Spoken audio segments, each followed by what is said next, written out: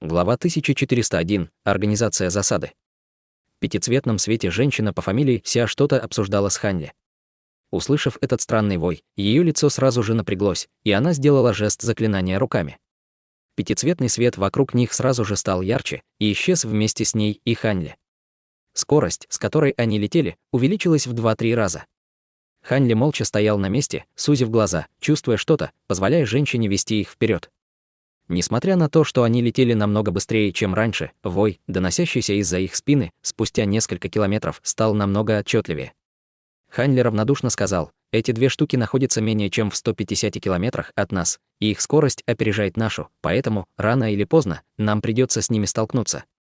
Лучше сражаться с ними как можно дальше от тех двоих монархов Якши, насколько это возможно, поэтому позволь мне помочь тебе». Одно из крыльев на спине Ханли внезапно вспыхнуло, и из него тут же вылетела проекция массивной лазурной птицы, а затем исчезла в пятицветном свете вокруг них. Весь шар света яростно вздрогнул, и они снова ускорились примерно вдвое, превратившись в слабое пятно, вспыхнувшее в воздухе. «Спасибо, брат Хань». Женщина пришла в восторг от этого. Ханли в ответ покачал головой и сказал: «Эта техника требует больших затрат энергии, поэтому я не смогу поддерживать ее слишком долго. Кроме того, мы не сможем уйти слишком далеко, два монарха Якши, скорее всего, вмешаются». «Конечно. Тебе следует сберечь больше энергии для нашей предстоящей битвы», — кивнула женщина. Услышав это, Ханли криво улыбнулся и больше ничего не сказал. Честно говоря, независимо от того, насколько могущественными были эти безумные прислужники, и если бы он рискнул нанести ущерб своему духовному чутью, выпустив сразу несколько сотен золотых прожорливых жуков, для него не было бы проблемой заставить одного отступить или даже уничтожить его. Однако их было двое, а также два монарха Яшки следили за ситуацией, поэтому он не решился пойти на такой безрассудный образ действий. Благодаря Ханли два безумных миньона не смогли сократить разрыв, несмотря на их устрашающую скорость. Таким образом, они в мгновение ока преодолели более нескольких тысяч километров. Ханли убрал проекцию лазурной птицы, когда решил, что время пришло, и остановился в воздухе вместе со своей спутницей. Они вдвоем парили в воздухе, смотря немигающими глазами вдаль. Внезапно вдалеке вспыхнуло яростное пламя. Два малиновых облака размером в несколько десятков футов метнулись к ним двоим, как молния посреди оглушительных раскатов грома. Ханли тут же потер руки и одновременно поднял их. После двух громких ударов грома две золотые молнии толщиной с большую чашу вырвались прямо на надвигающиеся багровые облака.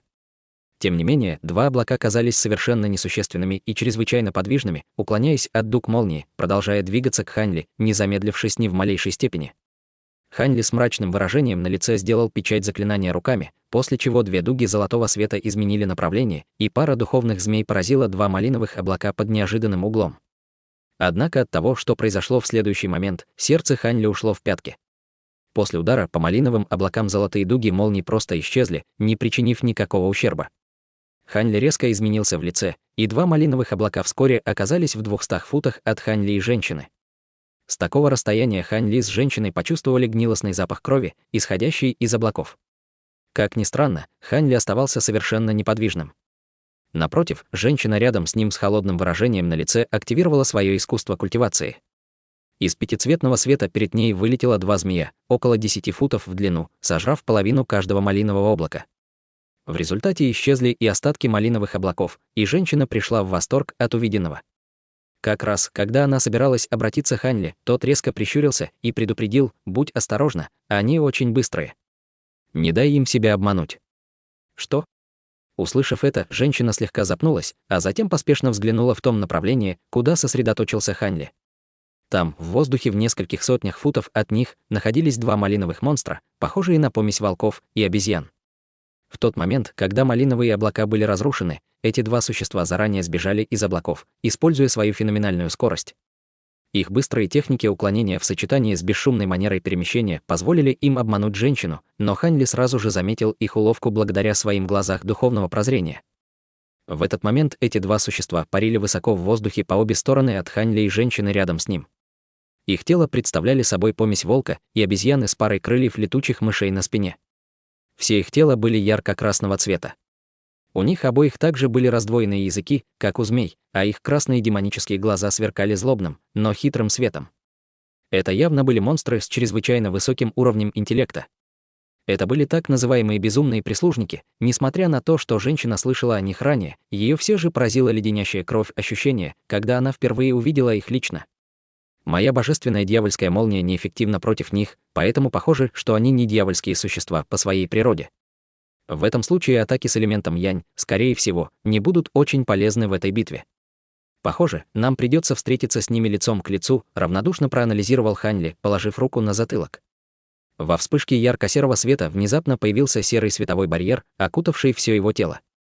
В то же время из серого света медленно показалась маленькая черная гора. Женщина приняла серьезное выражение и сделала печать заклинания, в результате чего пространство перед ней сразу же снова сильно задрожало. После этого показался пятиголовый змей, сразу же увеличившийся в размерах в несколько раз от своего первоначального размера. Змей был духовоподобным существом и раскачивал головами, глядя на безумных прислужников сверху, низко рыча в попытке запугать их. В этот момент один из безумных прислужников бросился в бой. Он взмахнул яркими красными крыльями летучей мыши, и все его тело исчезло во вспышке багрового пятна. Вспыхнул яркий малиновый свет, и безумный прислужник появился прямо над Хань Ли и женщиной, без колебаний бросившись вниз.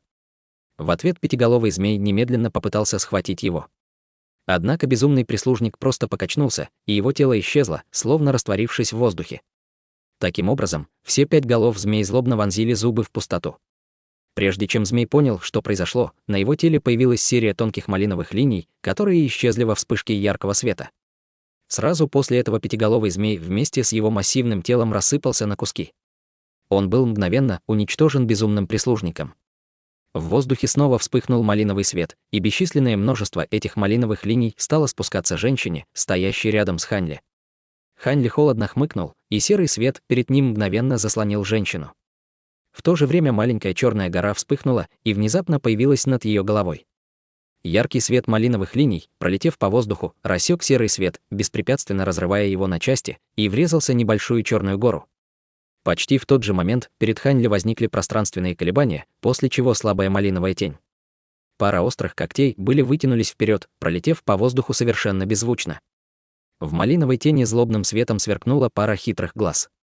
Другой безумный миньон воспользовался диверсией, устроенной его компаньоном, и подкрался к Хань Ли, начав свою скрытую атаку.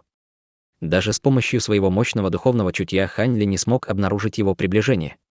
Когда эти острые когти соприкоснулись с защитным серым светом вокруг его тела, уклоняться было уже слишком поздно. Острые когти пронеслись по воздуху, вызвав серию проекций, которые мгновенно рассекли серый свет и устремились в спину Хань Ли со скоростью молнии. В этот момент Хань Ли, наконец, заметил, что происходит за его спиной, и издал громкий крик, покрыв свое тело серебряной мантией с золотой молнией. Проекции когтей с раскатами грома и грохотом врезались в серебряные и золотые дуги молнии. После удара молнии пара рук, к которым были прикреплены когти, начала дымиться и обугливаться. Однако сами когти продолжали двигаться вперед, как если бы они были божественным оружием, мгновенно пробивая молнию на пути к спине Хань Ли. Однако прямо в этот момент на спине Хань Ли выросло 4 нечетких золотых руки и начало атаку на пару когтей. Несмотря на то, что они были приведены в движение после того, как были нанесены удары когтями, им каким-то образом удалось перехватить инициативу, удерживая острые когти в момент столкновения на фоне резкого скрежета металла о металл. Из когтей вспыхнул багровый свет, и 4 золотые руки тут же разбились вдребезги. Однако в этот момент передышки Хань Ли смог пролететь по воздуху в виде полоски белого света. На расстоянии более 200 футов вспыхнул духовный свет, и Хань Ли снова появился, мрачно оценив только что напавшего на него безумного прислужника. Безумный прислужник был удивлен, что его скрытая атака провалилась, и его глаза в недоумении метались по сторонам. С другой стороны, женщина также отлетела на несколько сотен футов после того, как гора божественного света задержала атаку малиновых линий. Эти малиновые нити сходились к центру, вновь приняв изначальную форму прислужника. Затем он развернулся, словно оценивая женщину с яростным светом в глазах. 2 безумных прислужника явно уже выбрали своих противников. «Действуем по плану», — внезапно сказал Хань Ли. «Хорошо». Женщина без колебаний кивнула и перевернула руку, взмахнув рукой. Тем временем из другой ее руки вспыхнул белый свет, и она сильно ударила ладонью по диску. Внезапно на расстоянии более 1000 футов раздался треск, и появилось 36 маленьких флажков разного цвета в формации с безумными прислужниками в центре. Когда эти маленькие флажки только появились, они были размером всего около дюйма каждый. Однако по воле женщины они быстро увеличились в размерах до более чем 100 футов. На поверхности каждого флага мерцали руны, из которых исходила устрашающая духовная ци. Почти в тот же момент Хань Ли сделал печать заклинания руками, и внутри этих флагов появилась серия мерцающих золотых нитей. Затем эти нити быстро и целенаправленно начали сходиться к безумным прислужникам.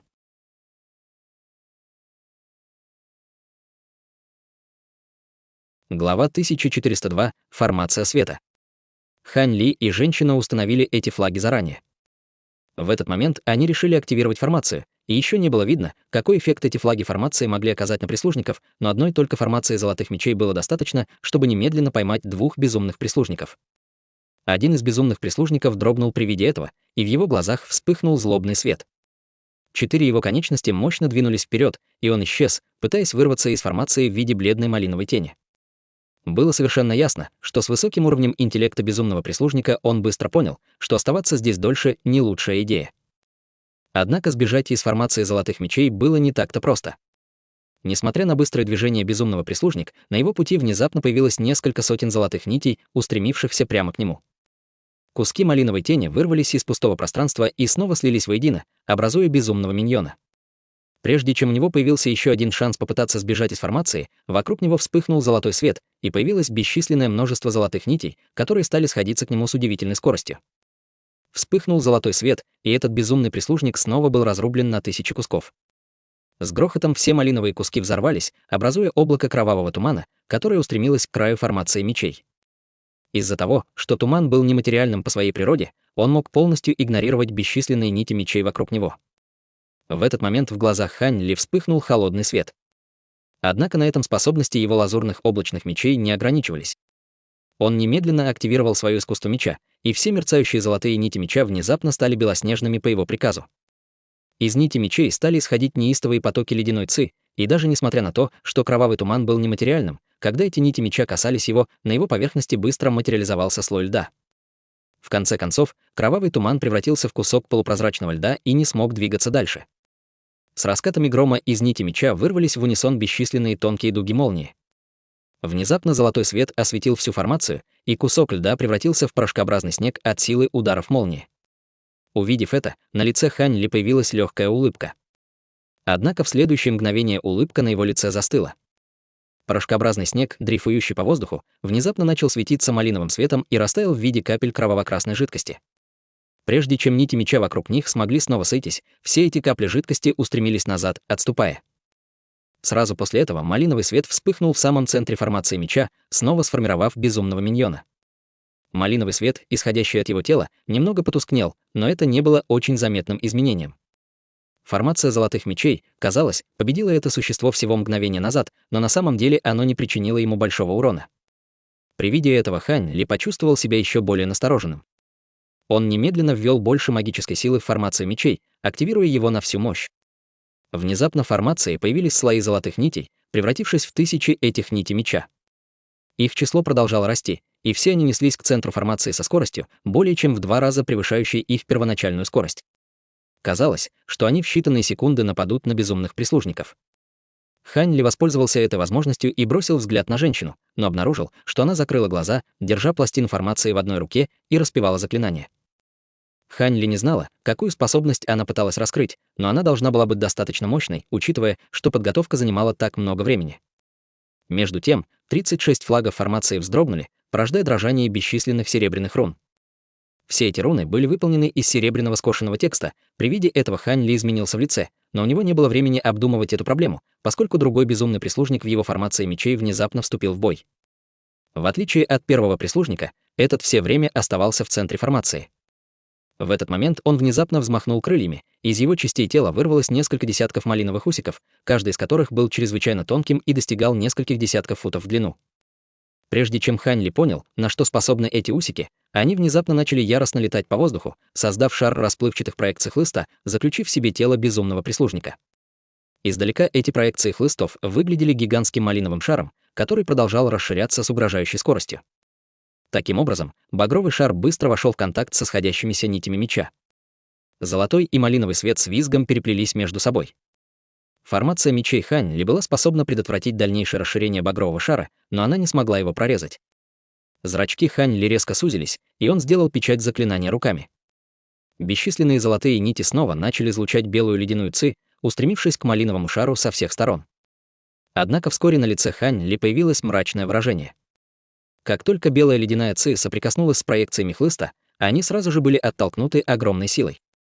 Небольшие следы льда и иния, образовавшиеся на этих усиках, также были быстро отброшены. Таким образом, даже его ледяная ци не дала удовлетворительного результата. Прямо в этот момент малиновый свет тела прислужника вспыхнуло малиновым светом, выпустив несколько десятков дополнительных усиков к дополнению малинового шара. С наплывом малиновых усиков малиновый шар внезапно взял верх в битве с безжалостными нитями меча. Малиновый шар снова начал медленно расширяться, постепенно отталкивая нити меча, и этот процесс, казалось, только ускорялся. Между тем, другой безумный прислужник, казалось, был вдохновлен действиями его товарища, и его тело снова превратилось в малиновое пятно, устремившееся к золотым нитям на другой стороне. На его поверхности сразу же появились бесчисленные малиновые усики, которые тоже начали быстро раскачиваться в воздухе. Таким образом, предыдущая сцена повторилась снова. Золотые нити были отброшены мощными проекциями хлыстов, не в силах противостоять их продвижению. При виде этого Хань Ли резко вздохнул. Казалось, что формации золотых мечей действительно было недостаточно, чтобы позаботиться об этих двух безумных прислужниках. Таким образом, он немедленно взмахнул рукавом, выпустив дюжину золотых и серебряных бусин. Хань Ли спрятал эти молниеносные бусины в рукав и оценил ситуацию формации мечей интенсивным немигающим взглядом с мрачным выражением на лице. Внезапно женщина рядом с ним перестала петь. Хань Ли обрадовался, услышав это, и поспешно перевел на нее взгляд. Конечно же, женщина закончила подготовку своей техники, и пластина в ее руке стала излучала искрящийся золотой свет. Бесчисленные серебряные руны плыли и вращались вокруг ее тела, и в то же время небо значительно потемнело. Поблизости стали подниматься порывы инских ветров, и хотя они не были очень яростными, они обладали проникающим леденящим действием, от которого непроизвольно начинало дрожать пространство.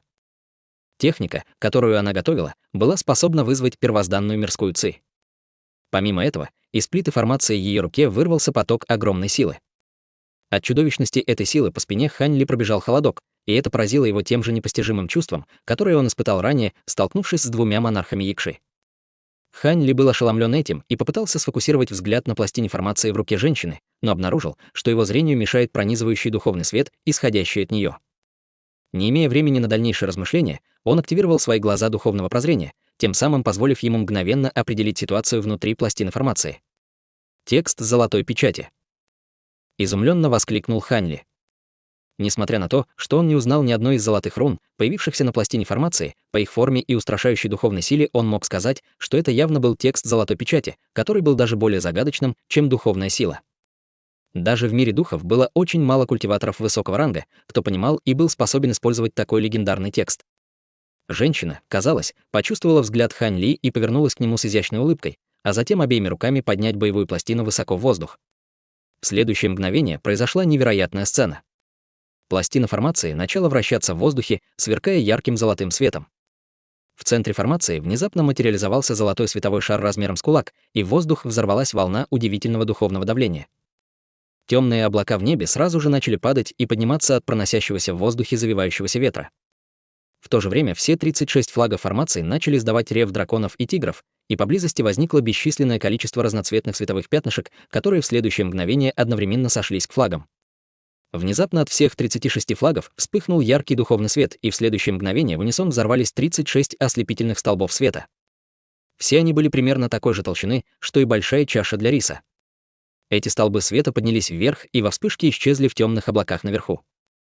Внезапно из темных облаков раздался оглушительный удар грома, после чего медленно появилась массивная световая формация размером около 1000 футов. Центр этой формации находился прямо над пластиной формации внизу и внезапно выпустил тонкий золотой свет, который исчез в шаре золотого света внутри пластины формации. Золотой шар тут же поднялся в воздух, направляясь прямо к центру массивной формации. К этому моменту Хань Ли был полностью ошеломлен. Женщина не рассказала ему, какими способностями обладает эта формация, и только попросила выиграть для нее время. Несмотря на то, что формация еще не раскрыла свою истинную силу, она определенно была чрезвычайно мощной и намного превосходила мощь формации золотых мечей. В этот момент женщина обильно вспотела, пытаясь удержать пластину в воздухе. Ее лицо было абсолютно бледным, и она, казалось, была на грани обморока. В конце концов, золотой шар света был втянут в центр формации, и оба они с грохотом объединились в один. Световая формация уже была поразительно огромной, но ее площадь снова увеличилась в несколько раз из-за объединения с золотым световым шаром. В результате она накрыла собой практически все небо. Духовное давление, исходящее от формации, было настолько разрушительным, что даже тело Хань Ли непроизвольно качнулось, и он был вынужден отступить на несколько шагов. В то же время два монарха Якши, находившиеся в нескольких тысячах километров от них, внезапно в шоке переглянулись между собой. Ни один из них не произнес ни единого слова, но оба одновременно исчезли в пространстве. В этот момент два безумных прислужника, наконец, вырвались из формации золотых мечей и сразу же набросились на Хань Ли и его спутницу, мерцая малиновым светом. Сердце Хань Ли содрогнулось от шока, и как только он собирался бросить в них свои молниеносные бусины, два столпа белого света внезапно вырвались из светового формации наверху, мгновенно поразив двух безумных прислужников. Двое грозных прислужников внезапно исчезли посреди столбов белого света. Это транспортная формация. Хань Ли сразу смог определить, что два безумных прислужника не были убиты. Вместо этого они были телепортированы в какое-то неизвестное место, как только их поразил белый свет. Самодовольная улыбка появилась на лице женщины, и она как раз собиралась что-то сказать Хань Ли, как вдруг ее выражение резко изменилось. Затем она поспешно взлетела к светящейся формации в небе в виде полоски света. Хань Ли был сбит с толку увиденным, но, быстро оценив ситуацию, также последовал за женщиной в виде полоски лазурного света. Прямо в этот момент пространственные колебания внезапно возникли из двух разных точек в воздухе на расстоянии около 1000 футов, и из воздуха появились две массивные человекоподобные фигуры, как раз увидев то, что делали Хань Ли и женщина. Два огромных монарха Якша взревели от гнева. Один из них замахнулся кулаком на Хань Ли и женщину, в то время как малиновый свет вспыхнул из руки его компаньона, и он выпустил огромное пространство света, пронесшееся в воздухе.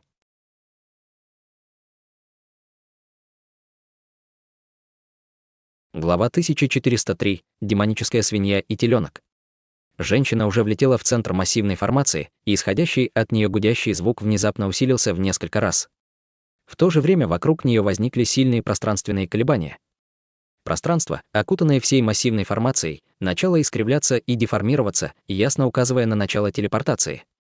В тот момент, когда безумные прислужники вышли и исчезли из формации, Хань Ли расформировал свою формацию золотых мечей и вернул все 72 меча в свое тело.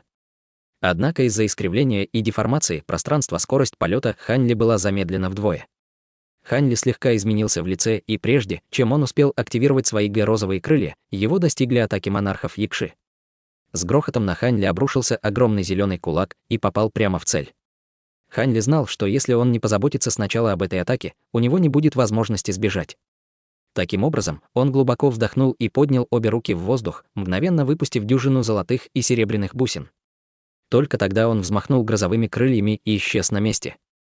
В следующее мгновение он появился прямо под центром формации и растворился в ней без колебаний. В этот момент огромное пространство багрового света, вспыхнувшее в воздухе, также с силой ударило в угол массивной формации. В то же время золотые и серебряные бусины также попали в проекцию кулака и взорвались одновременно. Вспыхнул мерцающий малиновый свет, заставив всю формацию задрожать. Между тем, когда массивное облако из золотых и серебряных бусин взорвалось, произошел сокрушительный удар, распространившийся по территории с радиусом более 1000 километров, принося при этом мощные ураганные ветры. Порывы яростных ветров в мгновение заглушили все. На краях грозового облака вспыхнули пространственные колебания, и снова появились два монарха Якши.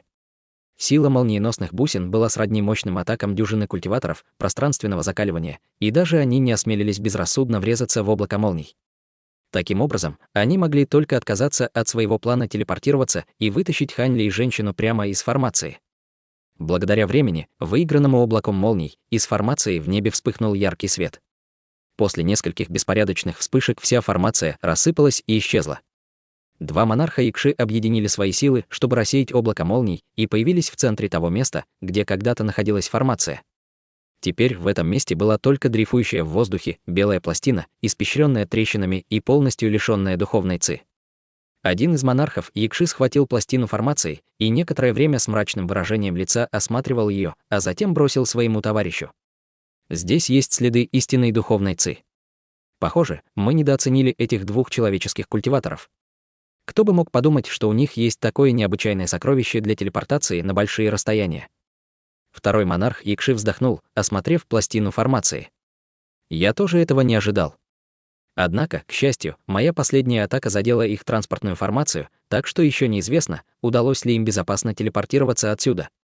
Возможно, они попадут в какой-то пространственный разлом и исчезнут из него по пути в мир духов, холодно хмыкнул несокрушимый монарх. Чакраварти кивнул, нахмурив брови, и ответил: мы можем только надеяться на это. Сейчас наша главная задача — найти этих безумных прислужников. Я понятия не имею, куда они были телепортированы, и может быть довольно сложно вернуть их. Это не страшно. Наши безумные прислужники довольно умны, поэтому они найдут способ вернуться к нам, если они не были телепортированы на другие континенты. Мы должны установить ряд условий для объединенной армии, которые мы обсуждали ранее. В противном случае, два монарха, Якши, были весьма удивлены, что Ханьли и его компаньонка смогли сбежать, но быстро занялись более важными делами. Тем временем армия клана Якши, которая находилась в бесчисленных километрах от них, все еще маршировала к городу высшего неба. Ханьли поразила сильная головная боль, а также приступ головокружения. Такая серьезная реакция с его нынешним телом указывала на то, что телепортация, которой он только что подверглась, была сверхдальнейшей. Спустя длительный промежуток времени Ханьли медленно открыл глаза, а затем окинул взглядом все вокруг. В настоящее время он находился на куче камней, и все они были разного размера, но круглыми и серовато-белого цвета. Вокруг него были полоски серого тумана, сильно затруднявшие обзор. Его голова непрерывно звенела, и он обнаружил, что не может высвободить свое духовное чутье, предполагая, что либо здесь было ограничение, либо он еще не оправился от этого приступа телепортации на большие расстояния. Ханьли нахмурил брови, сгибая шею из стороны в сторону, и в то же время в его глазах вспыхнул синий свет. Внезапно выражение его лица слегка изменилось. Он скрестил руки, поднявшись в воздух в виде полоски лазурного света, а затем погрузился в туман. Примерно через 5 минут Ханьли появился у небольшого ручья шириной в несколько десятков футов, заложив руки за спину. Он посмотрел на удивительно чистую воду источника у своих ног, и его глаза слегка сузились. Он сделал хватательное движение вниз, привлекая в себе маленький шарик воды, который стал парить у него над его ладонью. Ханьли некоторое время осматривал шар с водой и, убедившись, что он безопасен для употребления, выпил его целиком. Вода была невероятно сладкой и чистой, и Ханьли кивнул с довольным выражением на лице. Собираясь набрать еще воды из ручья, он внезапно приподнял брови и сжал кулак, ударив пространство позади него. С гулким грохотом раздался взрыв огромной мощности, заставив пространство кувыркаться и взбиваться. Сразу после этого раздался звук спотыкающихся шагов и приглушенного бормотания. Тело Ханьли расплылось, и он как призрак повернулся и провел рукавом по пространству. Порыв яростного ветра вырвался из его рукава, размахивая серым туманом на несколько сотен футов перед ним, обнажая чудовище примерно 10 футов высотой. Несмотря на огромные запасы знаний и опыта Ханьли, он невольно дрогнул при виде этого монстра. Это чудовище имело весьма своеобразную внешность с маленькими глазами и широкой пастью. У него была голова свиньи и тело человека с лазурным панцирем черепахи, плотно обвивавшим его верхнюю часть тела. Монстр в настоящее время лежал, распростертый на спине, будучи явно только что сбитым с ног ударом Ханьли, и он непрерывно кряхтел, пытаясь изо всех сил подняться на ноги. Однако из-за его выпуклого панциря и того факта, что его конечности были меньше половины длины обычных человеческих, он не смог сразу же перевернуться и застрял на спине, как массивная черепаха. Демоническая свинья, черепаха, по какой-то причине это странное название всплыло в голове Ханьли, и он невольно усмехнулся. Аура, исходящая от тела демонической свиньи, была не очень мощной, сравнимая с человеческим культиватором стадии конденсации ци. Ханьли, естественно, почувствовал облегчение, увидев это, но в то же время был немного озадачен тем, как эта демоническая свинья сумела противостоять силе его атаки. Он взглянул на панцирь черепахи на теле демонической свиньи и обнаружил выемку от его кулака глубиной около дюйма на брюшной части панциря. На лице Ханьли появилось удивление, и он сделал хватательное движение. Когда массивная лазурная рука около 10 футов появилась демонической свиньей, вспыхнул сияющий духовный свет. Его рука потянулась и схватилась за край панциря, чтобы поднять демоническую свинью с земли. Прежде чем Ханьли смог внимательно изучить панцирь черепахи, та внезапно вытащила свое тело удивительно проворно и выскользнула из панциря. При этом она оказалась коричневым кабаном и сразу же скрылась в тумане. В мгновение ока пустой панцирь черепахи оказался единственной вещью в его руке. Губы Ханьли дрогнули, и он потерял дар речи. Судя по ловкости демонической свиньи, она просто притворялась неуклюжей раньше, чтобы заманить Ханьли в ложное чувство безопасности. Эта демоническая свинья выглядела не очень умной, но очень хитрой, скорее всего, обладала высоким уровнем интеллекта. Однако Ханьли, естественно, не беспокоился о преследовании демонического зверя стадии уплотнения ци. Вместо этого он начал изучать ее панцирь, и на его лице постепенно появился намек на удивление. Это всего лишь панцирь черепахи, которая прожила несколько сотен лет. Подумать только, что она смогла выдержать мой удар. Что за духовная черепаха может обладать таким необычным панцирем? Про себя пробормотал Хань Ли и после короткого колебания убрал панцирь в свой браслет для хранения. После этого Хань Ли не стал рисковать в этом необычном месте. Он просто сел, скрестив ноги, возле небольшого ручья и закрыл глаза, чтобы медитировать. Ручей рядом с ним тек беззвучно, но окружающий туман постепенно начал рассеиваться. Через некоторое время, когда туман почти полностью рассеялся, у ручья собралась группа зверей, похожих помесь оленя и лошади. Некоторые из них начали пить из ручья, в то время как несколько инфантильных телят, достигавших примерно фута в длину, играли друг с другом. Из-за того, что Хань Ли полностью удалил свою ауру и сидел неподвижно, как статуя, звери не заметили его, и один из телят даже врезался прямо в Хань Ли. Теленок, казалось, что-то обнаружил и повернулся, оценивая Хань Ли парой красивых голубых глаз. Затем он сделал несколько кругов вокруг него и придвинул свою пушистую голову ближе к лицу Хань Ли. Немного понюхав его лицо, он высунул маленький розовый язычок и осторожно лизнул. Внезапно Хань Ли безо всякого предчувствия открыл глаза. Теленок был настороже и тут же отскочил в попытке убежать. Однако в этот момент вспыхнул зеленый свет, и из рукава Хань Ли вылетели ароматные таблетки с безошибочной точностью вошедшие в пасть теленка. В то же время в ухе теленка раздался слабый голос Хань Ли. «Возможно, наша встреча была задумкой судьбы. В таком случае я подарю тебе эту духовную таблетку. Что касается того, действительно ли ты сможешь развить интеллект, это зависит от тебя». Несмотря на то, что Хань Ли говорил довольно нежным голосом, маленький теленок испугался и закричал от ужаса. Все взрослые звери поблизости сразу же были предупреждены о существовании Хань Ли и немедленно бросились вперед, прикрывая телят позади себя и осторожно нацеливая свои острые рога на Хань Ли. Однако Хань Ли просто остался сидеть на месте. Бросив еще один спокойный взгляд на этого маленького теленка, он закрыл глаза и больше не обращал внимания на эту стадо зверей.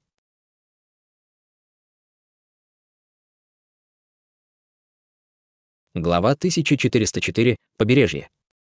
Звери видели, что Хань Ли не проявлял враждебности, но все равно стали отступать, охраняя своих детенышей. Вскоре после этого звери убежали в туман и скрылись из виду. Хань Ли посидел у ручья еще немного и поднялся в воздух, рассекая туман своим полетом. К этому моменту его магическая сила и духовное чутье полностью восстановились. Однако он смог высвободить духовное чутье из своего тела только на расстоянии менее 10 километров, что явно указывало на то, что оно было строго ограничено. Таким образом, он решил подняться выше в полете и использовал свои глаза духовного прозрения, чтобы осмотреть свое окружение, вместо того, чтобы полагаться на свое духовное чутье. При этом он сможет исследовать гораздо большую площадь. Поднявшись на высоту более 10 тысяч, в глазах Хань Ли вспыхнул синий свет, и он быстро огляделся по сторонам. Серо-белым скалам не было ни конца, ни края, но примерно в 15 километрах к югу было пятно зеленого цвета. Казалось, что там было множество горных хребтов.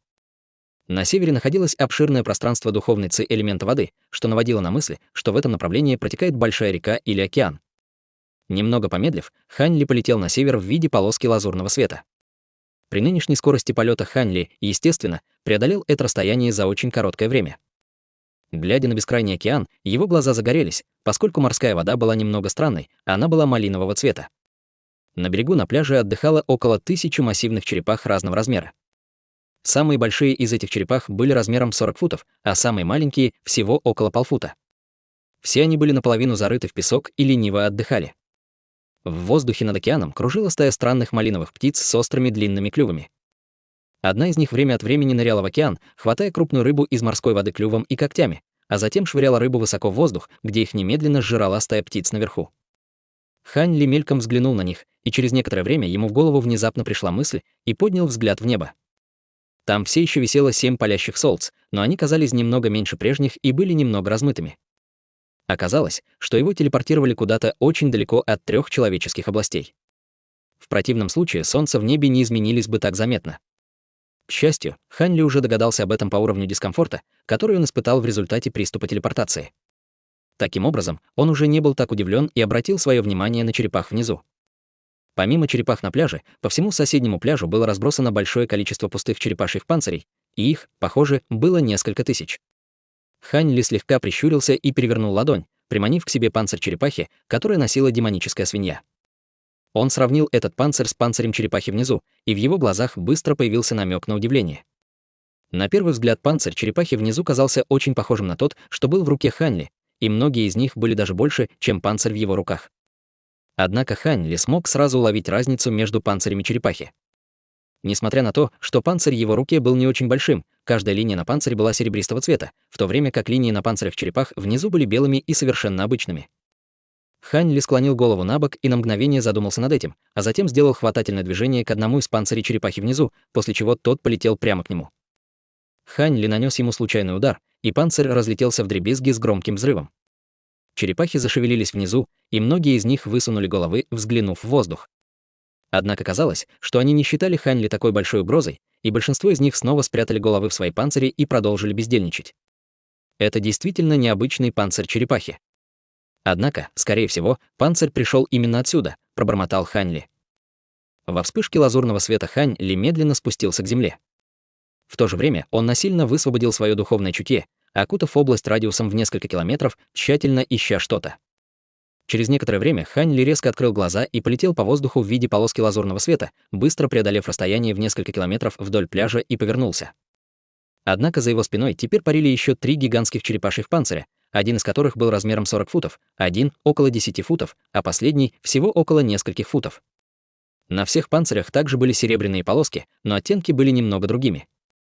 На самой маленькой оболочке линии, казалось, были сделаны из чистого серебра и переливались светом. Оттенок серебра на панцире, который был размером около 10 футов, был примерно таким же, как у Хань Ли, а что касается самого большого панциря черепахи, линии на нем практически не были серебряными. Все 3 панциря были закопаны довольно глубоко в землю, и если бы не тот факт, что духовное чутье Хань Ли могло проникать прямо в песок, он, скорее всего, не смог бы найти их. В этот момент Хань Ли завис в воздухе и махнул рукой в сторону панцирей, выстроив их в ряд перед собой. Хань Ли щелкнул пальцами, и несколько полос лазурного меча Ци промелькнули в воздухе, ударив по 3 панцирям и оставив вмятины разной глубины. Самый большой панцирь черепахи был полностью проколот, в то время как отверстие на самом маленьком было всего около полдюйма глубиной, а отверстие на том, что было размером около 10 футов, было от 3 до 4 дюймов в глубину.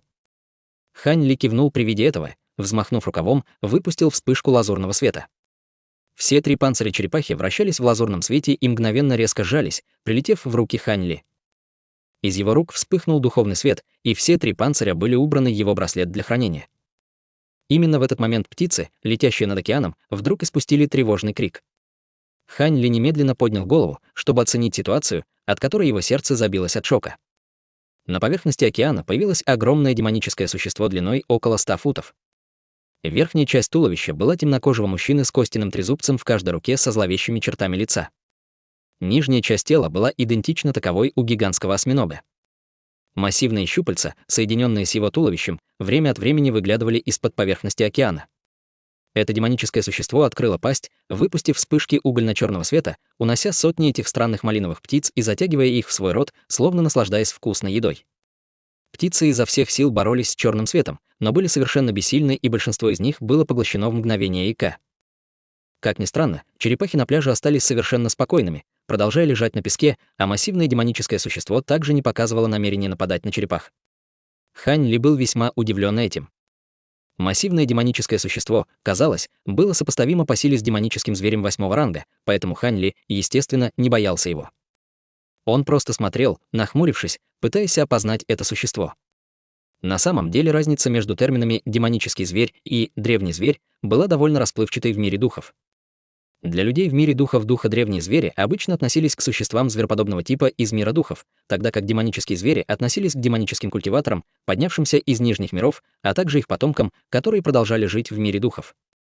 Большинство древних зверей не могли достичь высокого уровня интеллекта, но все они обладали одной или несколькими способностями, которыми они были наделены с рождения, и для них не требовалось развития, поэтому все они были чрезвычайно могущественными. Напротив, все демонические звери, как правило, были способны к достижению интеллекта, если только у них не было особой наследственности или они не были одним из редких видов, которые не могли достичь интеллекта. Однако способности, которыми они обладали, обычно значительно уступали по силе способностям древних зверей. Конечно, не существовало строгой разницы между древними и демоническими зверьми. В тех случаях, когда некоторые из древних зверей, обитавших рядом с территориями людей и демонов, достигали интеллекта, они часто приводили своих собратьев к добровольному присоединению к расе демонов. Были также древние звери, привлекшие внимание людей и демонических культиваторов, которых насильно приручили. Таким образом, Хань Ли не был так уж удивлен, увидев этого монстра, и просто парил в воздухе. Через некоторое время все птицы в небе были поглощены огромным демоническим существом, и оно от волнения хлопнуло по поверхности океана своими массивными щупальцами, а затем внезапно повернулось и увидела Хань Ли. Хань Ли все это время убирал свою ауру, и демонический зверь не заметил его присутствия. Однако последующие события стали неожиданностью для Хань Ли. Как только демоническое существо увидело Хань Ли, на его лице появилось выражение шока и ужаса. Тихо рявкнув, он превратился в полосу черной ци и тут же исчез в океане. Сразу после этого с морского дна вырвались бесчисленные вспышки угольно-черного тумана, из-за чего морская вода в районе в несколько километров стала чрезвычайно мутной, что снизило видимость до нуля. Однако этого было недостаточно, чтобы остановить Хань Ли. Синий свет вспыхнул в его глазах, и его взгляд мгновенно пронзил черный туман, позволяя ему понять ситуацию внизу. Огромное демоническое существо уже погрузилось глубоко в океан и убегало изо всех сил. Хань Ли холодно хмыкнул и уже собирался взмахнуть грозовыми крыльями, чтобы преследовать существо, когда из глубин океана внезапно раздался длинный рев. Звук походил на продолжительный раскат грома, довольно глухой и угрожающий. Сразу после этого в океане на расстоянии около 10 километров внезапно появился поток мощной демонической ци, и его сила, казалось, была сопоставима с силой культиватора стадии божественной трансформации. Услышав этот рев, Хань Ли слегка дрогнул. Он бросил взгляд вдаль, в том направлении, откуда исходил рев, и на его лице появилась тень сомнения. Спустя несколько мгновений всплеск удивительной демонической ци в океане соединился с демоническим осьминогом, и они оба без колебаний продолжили убегать вглубь океана. Хань Ли покачал головой, и грозовые крылья на его спине исчезли. Он не боялся демонических зверей стадии божественной трансформации, но он не хотел вступать в безрассудную вражду с таким могущественным существом, как только прибыл в это незнакомое место. Посмотрев на океан еще какое-то время, Хань Ли резко развернулся и полетел на юг. Спустя некоторое время полоска лазурного света появилась над массивными горными хребтами, простирающимися за горизонт. Лазурный свет угас, раскрывая Хань Ли.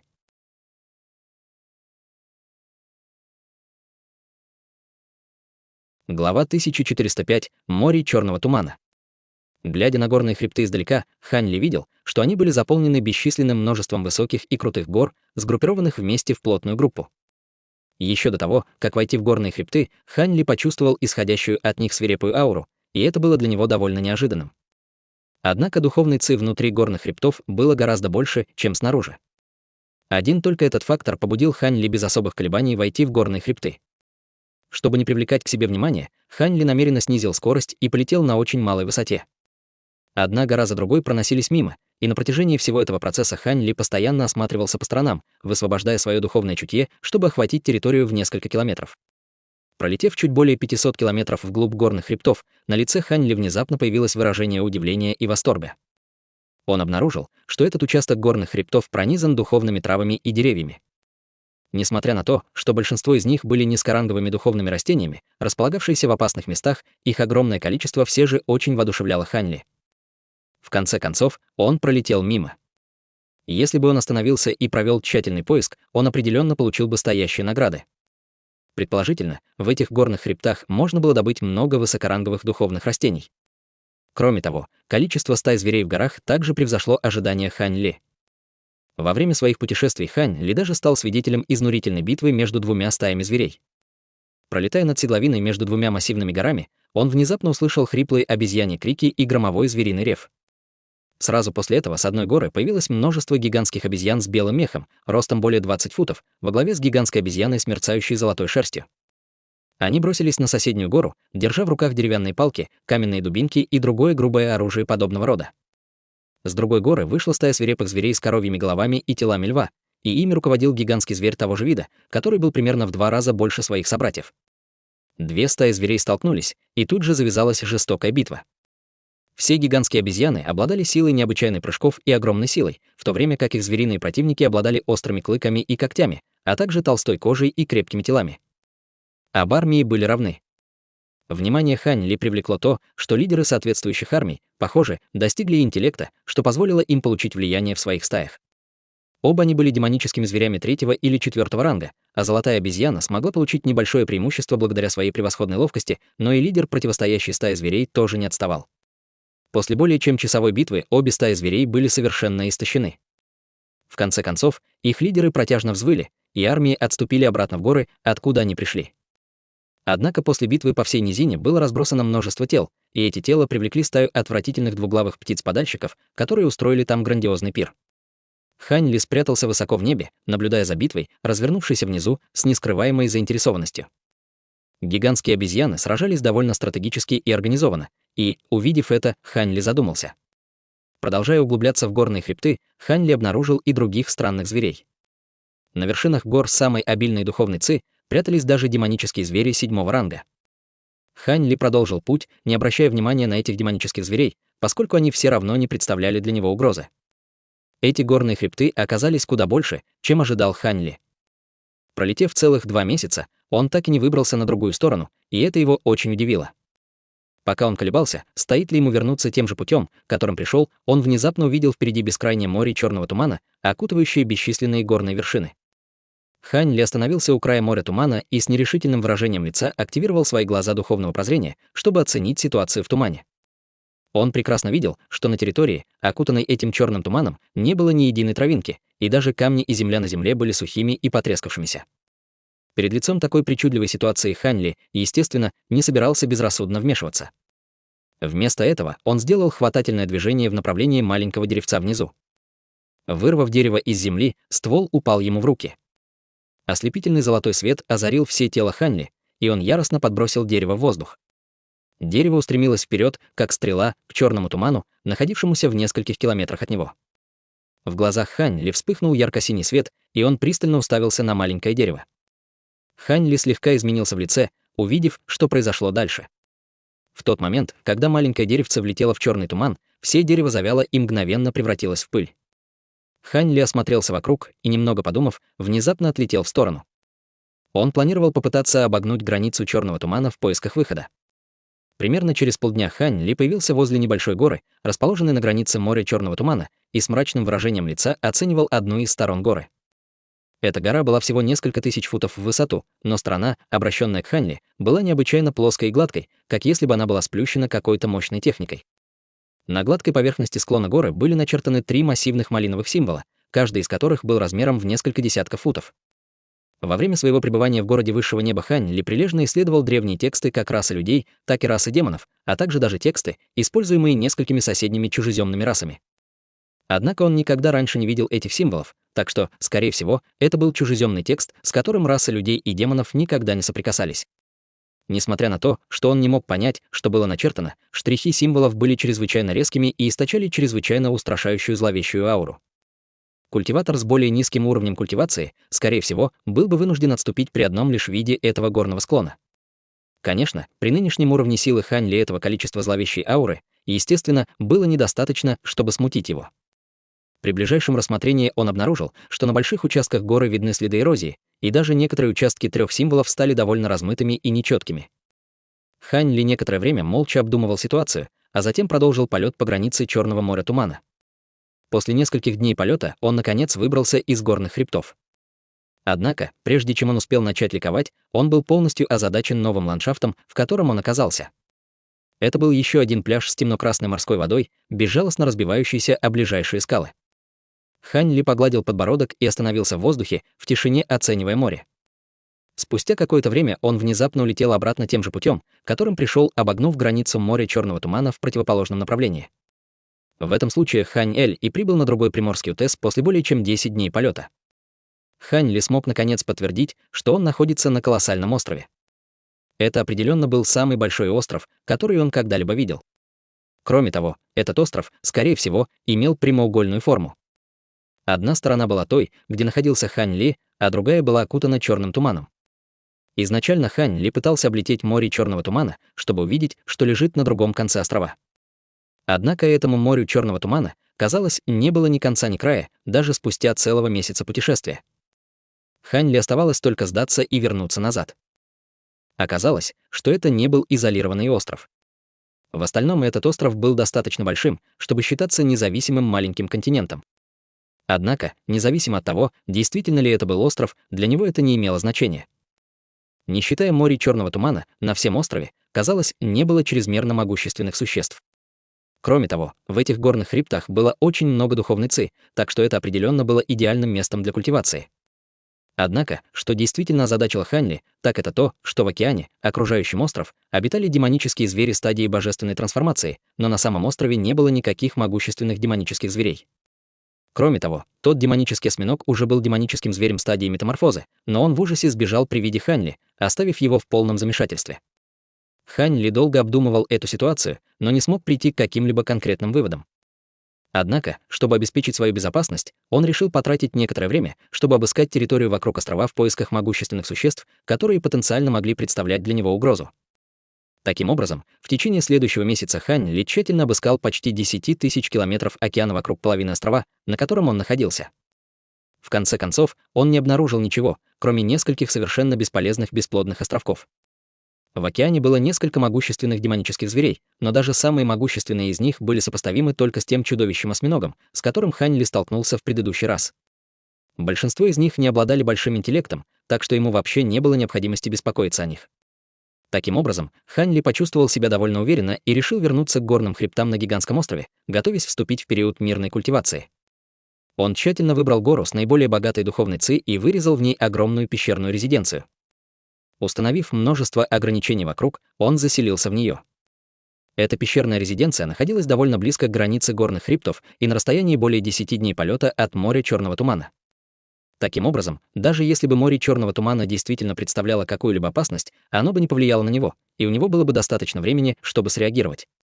Ханли высадил все духовные растения, которые он взял с собой, в сад духовных растений своей пещерной резиденции, а затем принялся за работу в своей секретной комнате. Браслет для хранения Ханли соскользнул с его запястья и закружился в воздухе. Во вспышке лазурного света перед ним возникло 9 трупов зеленоглазых истинных жаб. 2 тела были довольно большими, а остальные 7 относительно небольшими, и они почти занимали всю секретную комнату. На все туши были наклеены талисманы разных цветов, чтобы предотвратить разложение, а также свести на нет действие духовной крови. Ханли глубоко вздохнул, а затем указал на браслет для хранения, вынув чистую белую нефритовую бутылку, которая мгновенно оказалась в его руках. Затем он указал другой рукой на одну из меньших туш, лежащих на земле, и та сразу же взлетела в воздух. Затем он щелкнул пальцем в направлении к трупу и выпустил лазурный меч Ци, проткнув отверстие размером с большой палец в жабе. Спустя несколько мгновений из этого отверстия начала вытекать вязкая мерцающая жидкость серебристо-белого цвета.